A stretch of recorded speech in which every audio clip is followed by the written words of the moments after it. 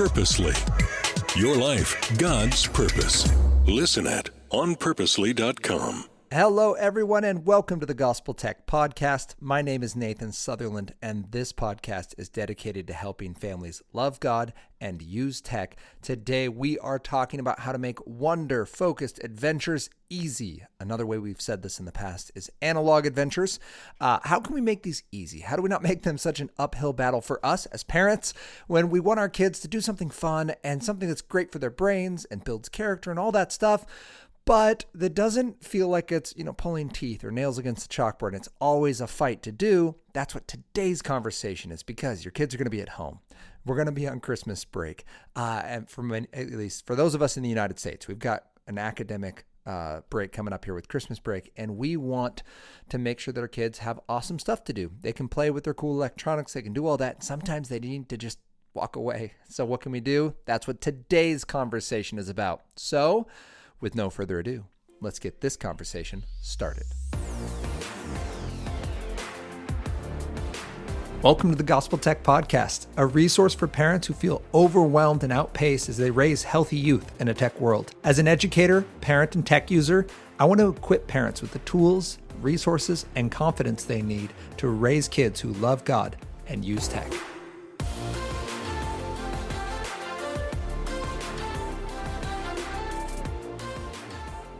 Thank you to everyone who has made this podcast possible. Thank you for listening.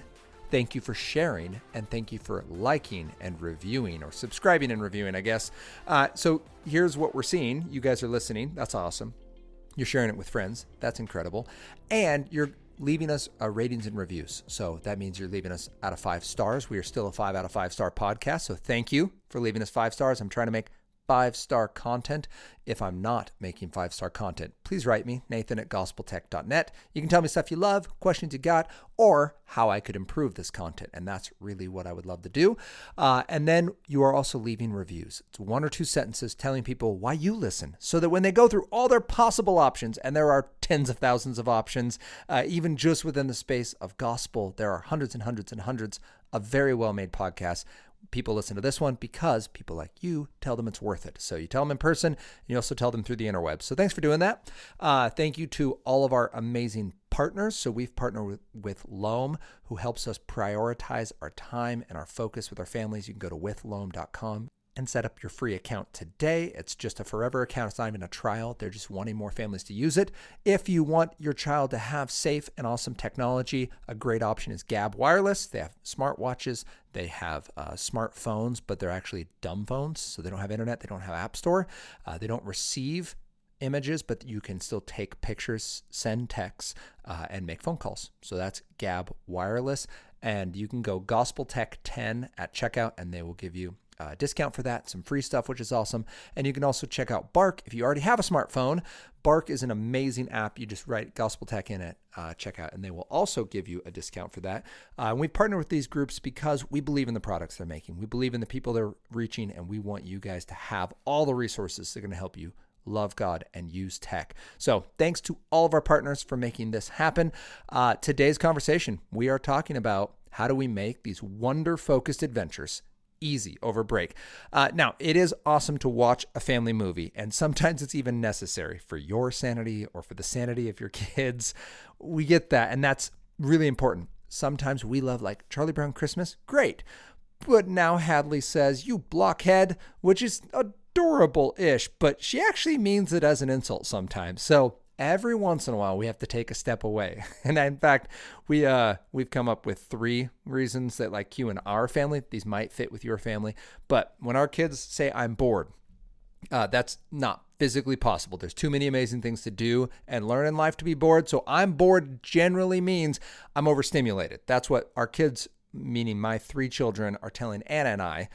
When they say "I'm bored," they mean the stimulation has gotten too high and real life can't compete anymore, right? My brain's running 10,000 miles an hour, and they're gently asking me when they say that for something awesome to do that won't make, their retinas smoke.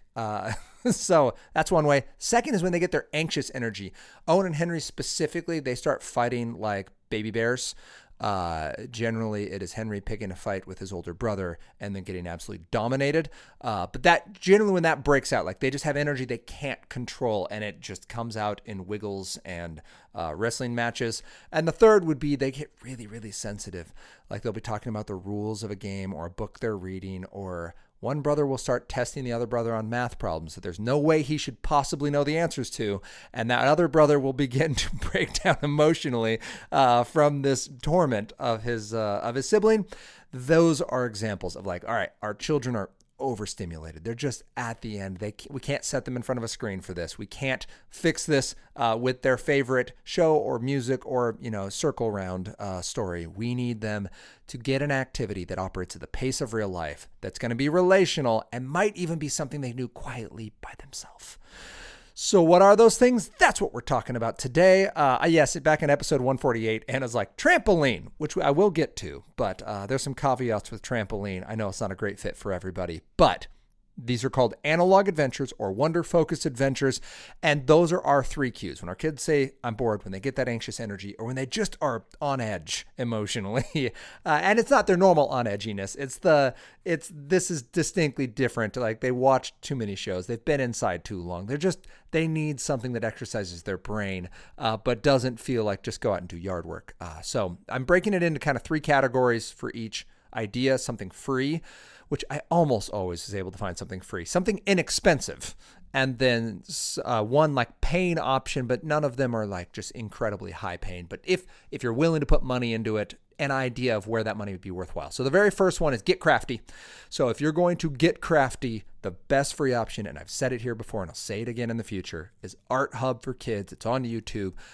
They do delightful little drawings, and in the link, I'll include one for a pop-up Santa I've got taped to a wall here behind me that Henry made me the other day when he just needed 15 minutes to focus. And it sounds weird that I just said focus and YouTube in the same idea, but this is a delightfully made resource. I can stand behind at least their free version. And the pop-up Santa, as long as you let my kids. Anyway, I won't go too far into Santa. If you're into Santa, it's option. Other options are there as well, and there is an age range. So they can be done by kind of the 6-year-old range, or it can be done up into middle school, lower high school range for your art abilities. So that's free. Cheap would be Hobby Lobby. Go to Hobby Lobby and find yourself an opportunity to take their little gym murals, if you've ever seen these. I believe it's actually called diamond murals. And basically there's little plastic pebbles, if you will, and you pick them up on the end of a little pen thing, stylus, and you put them onto a sticky page, and you're copying an image that you're given. And it basically is cross-stitching, but way simpler, that young children can do this. You can buy little simple off-brand ones, or you can actually use the fancy on-brand ones. If you want them, you just go diamondpaintingpro.com. They're not a sponsor or anything, but they have great resources. Again, a cool option. Hobby Lobby has things like that because honestly, the real ones are probably more expensive. And then if you want to pay for an awesome craft, 2 options. I guess it's technically still a Hobby Lobby for one of these, but get either one of those pre-made nutcrackers or a pre-made gingerbread house. They are both very cathartic, as your children will color them in or decorate them. You can get the little mini ones. I say pre-made because one of the worst parts of making a gingerbread house is having to help your child construct and then dry it and then wait. And these, you can get them from Costco, you can get them from Walmart, you can get them from Target. And they're more expensive than like a Hobby Lobby little $3 to $5 art set. They're going to run you like 10 to 20 bucks. Or, I mean, you can get them off the internet for 50 if you really want to drop some cash. But they are great, and they give you the fun. You can just go with the good old-fashioned golden grams. But that kind of independent, but do it together, you still get something to show for it, but you didn't have to splurge on Legos. So that is, if you want to get crafty. The second, which might feel very similar to some of you, is to do a puzzle. And I know that might sound like you're getting crafty, but I like puzzles because they don't really have an expiration on them. We just leave puzzles out. This is an adult thing for me. I did not do this as a child. I have found, though, that puzzles are awesome, and they can be done in like just little 15-minute chunks. Like, hey, we're kind of getting crazy. Boys, come in the room with me. We're going to do a puzzle for 10 minutes. And I've found that as long as I stand there and just am lost because I'm terrible at puzzles, the boys tend to jump in on it, and then Hadley will like play nearby. And for our family, this works. Now, you might think that sounds crazy, but it does. I don't have a free puzzle to use that's not digital, so I'm not giving you a free puzzle option, but cheap puzzle option would be Goodwill. Going to Goodwill and just finding whatever you have. And yes, missing pieces is just part of the fun and the challenge now. The second option, though, that they're not expensive, is you go to Buffalo Games. They just have, if you type in Buffalo Games, Amazon, and then I don't know if you guys have noticed this, but you can go to the shop for a given company. So if you go Buffalo Games shop, they have 300-piece Star Wars puzzles, and it's everything from Yoda dressed up as Santa to Darth Vader sitting in front of a fireplace playing the piano, like very random. But there's some other just like Star Wars themed ones, like a Star Wars poster, and they're $8 to $15 for the 300-piece sets.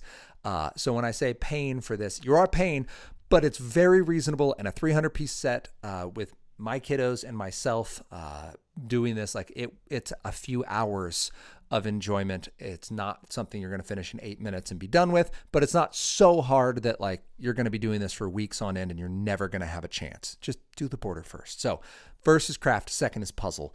And puzzles are so satisfying to finish. I don't know why, but do it. It's good, slow, rainy day fun that can just be left out on a side table somewhere. And these things are, I think they're like 18 inches wide and about 2.5 feet tall. So that's the amount of space you need. If you have an old TV dinner tray, you could put it on one of those.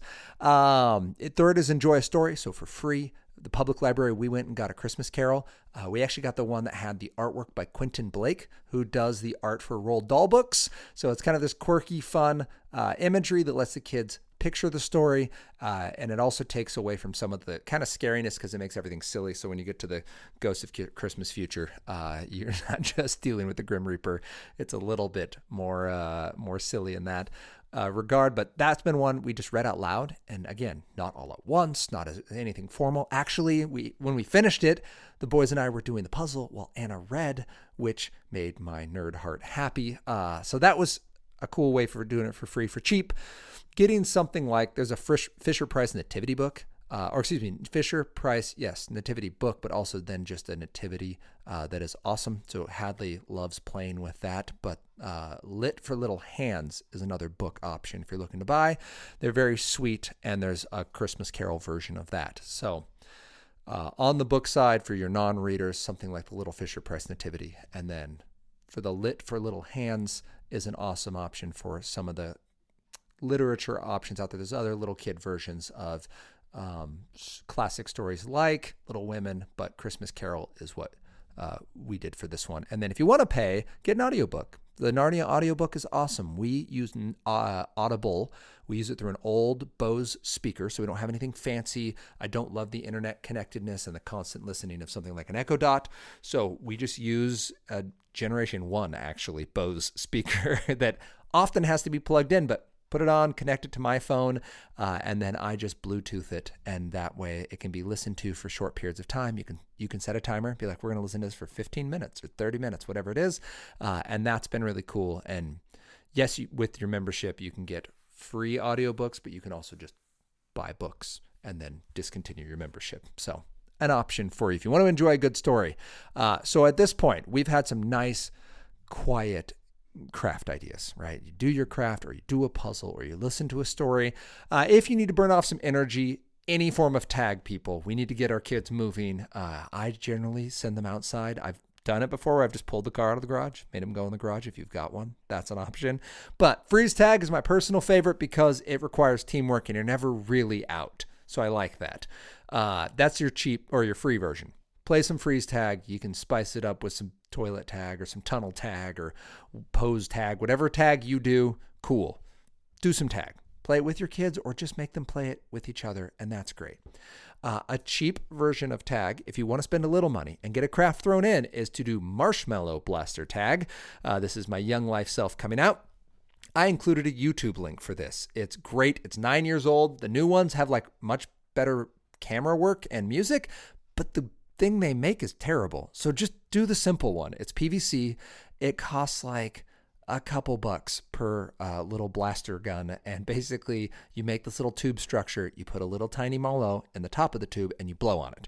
And it just rockets out this little thing at the end of your little projectile machine. And it's awesome. It's simple. Your kids can help put it together. You're teaching basic flow mechanics. It's great. If you want to make it more expensive, so you're going to shoot the little mallows. If they're doing that inside, they will end up on your ground. So just make sure you have a good Roomba or dog or responsible children, or make them go outside, and that's fine too. They'll just melt in the rain and snow. If you want to pay for this, the best version of tag, I think, is laser tag. If you're not going all the way to something like airsoft, where you're recreating children's BB gun wars, but with plastic BBs now, so they don't pierce the skin. But I think the safest version is laser tag. I would put it above Nerf, because Nerf isn't very cheap. Nerf guns, I love them and I own them, but I have a hard time telling people to get into it because it's not inexpensive. Like, you're going to pay $15 to $20 per gun. Whereas with this, I can get you $15 per gun for laser tag, and you don't run out of darts, and they shoot straight every time, and it's actually tag. I'm a laser tag snob though, so I would say use the kids lane set. It's $50 for 4. So right there, you're under $15 a pop. They run off AA batteries. You can just get the Amazon cheap bundle batch of batteries.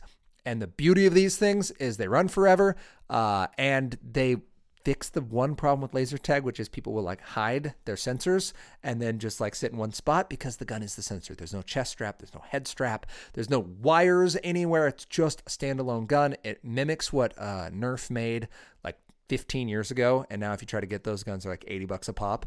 So it's a delightful design. They're inexpensive. Again, splurge on airsoft if you're up for it. But when we talk about paying, I feel like sub 15 a kid is a good solid start. We got them for a birthday a few years ago as like the activity for the birthday, because we looked around and we're like, wait, it's $200 to take the kids anywhere.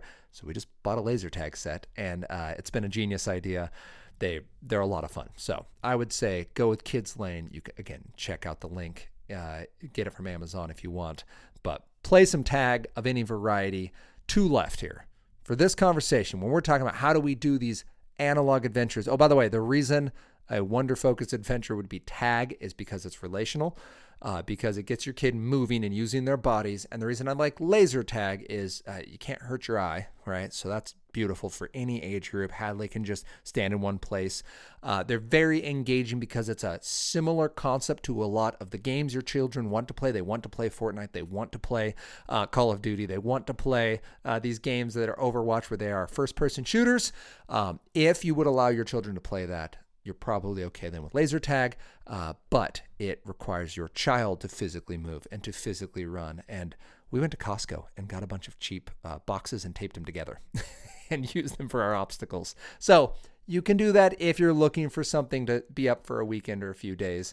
I understand we all don't want the cardboard around forever, but we did. We just threw them up, taped them together so they wouldn't blow over in the wind, and that gave us our obstacles. We put some in the front yard, front of the backyard, and go nuts. Run it loops around the house to your heart's content.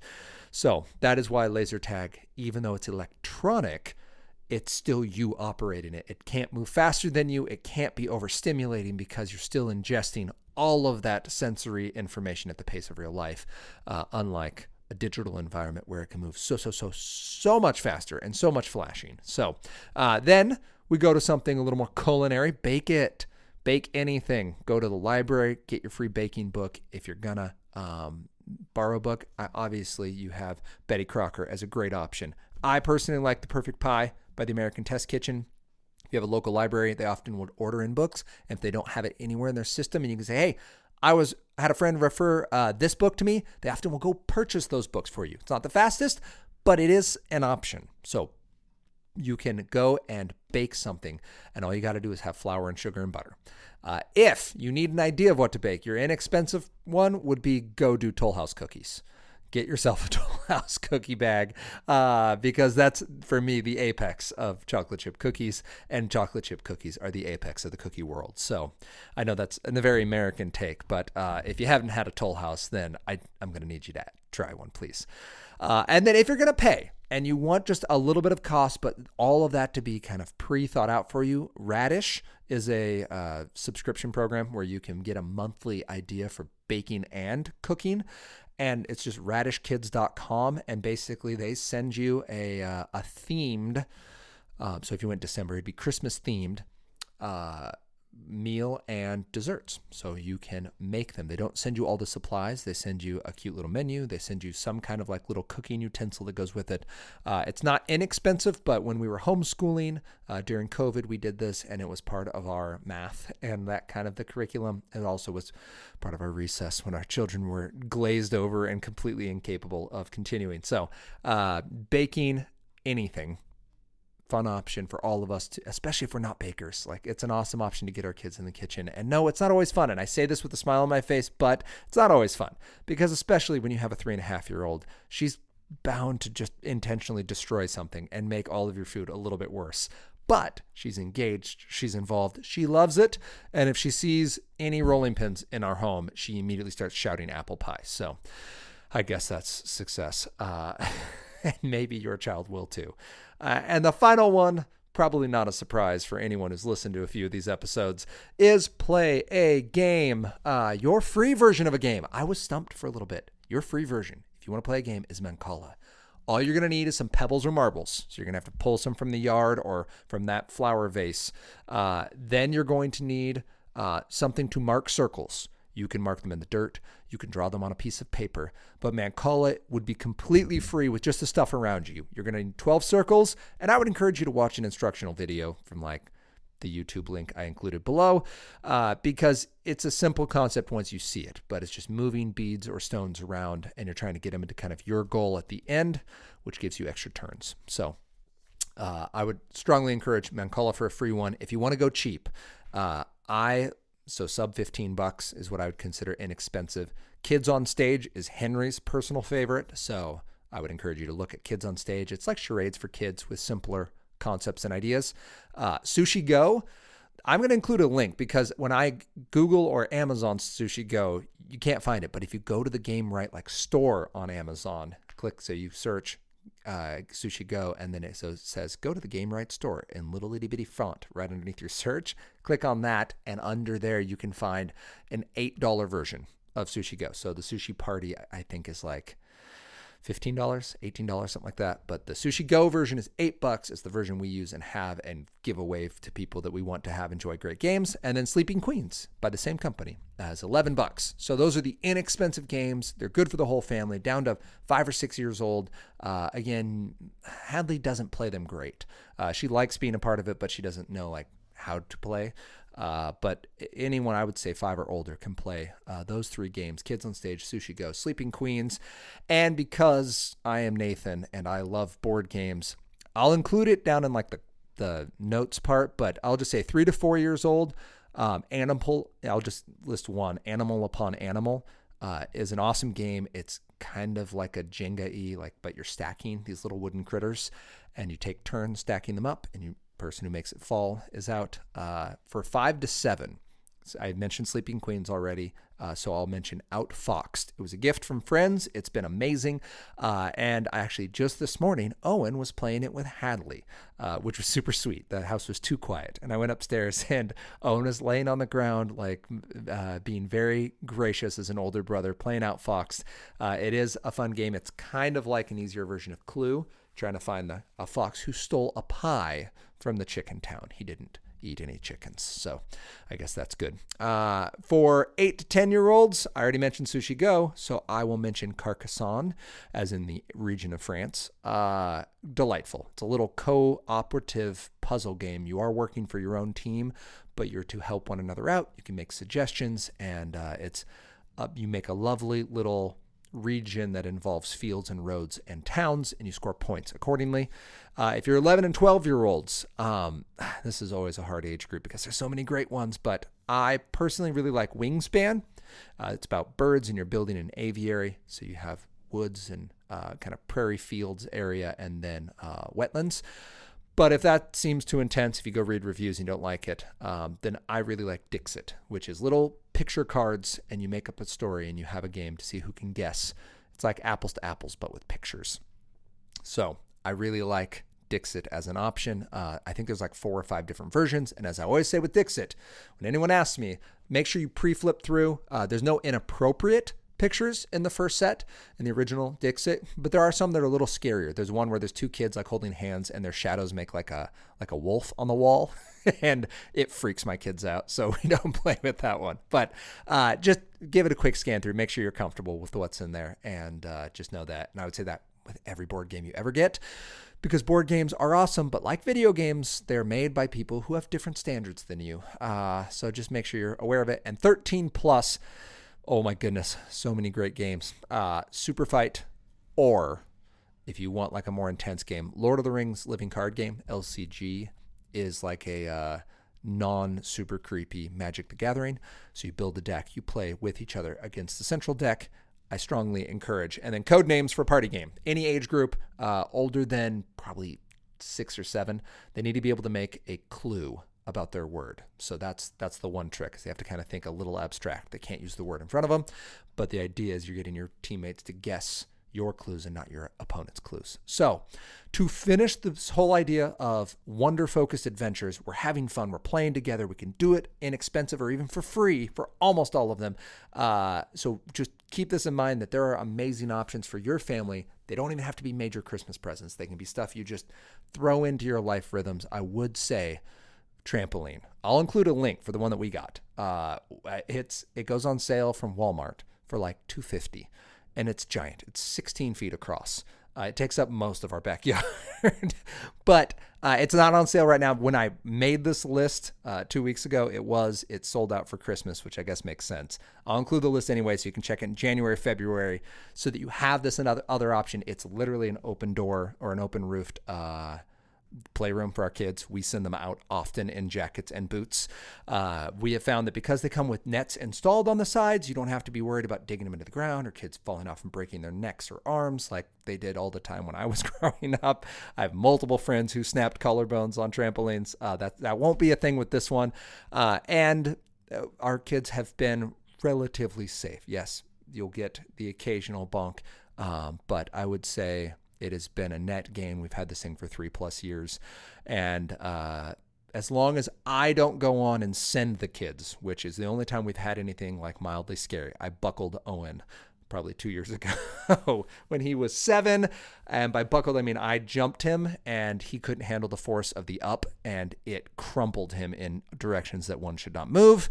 And that was kind of scary and sad. And when I go on, I'm much more careful now. So parents, don't get carried away. It is fun to send your kids, but you can put a lot of force on their little bodies. And that's really the only concern. They can't do that to each other when jumping because they don't weigh enough. So that's if I had to give you a list of what you could do when the movies run out, when the games run out, when kids are bored or overstimulated or just anxious, these would be the directions I'd go. I'd say, hey, do something crafty, get a puzzle out for the fam, enjoy a good story, play some tag, bake something and play a game. And all of those would stand aside to get a trampoline at some point. Save up $10 a month for the next 2 years, whatever it is. But it ships to you, by the way, for that price. It's nuts. They can't make money off that. I don't know.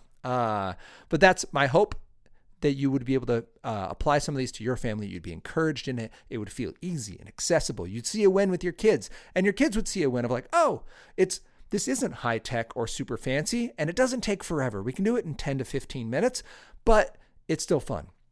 It allows relationship. It helps us grow, and it kind of resets our brains to the pace of real life so we can have fun and eventually use our tech, but not have that be the only thing we can do for fun. So I hope it was encouraging to you. I hope you apply this list, you share it with somebody you think would benefit from it, and you join us next week as we continue this conversation about how we can love God and use tech.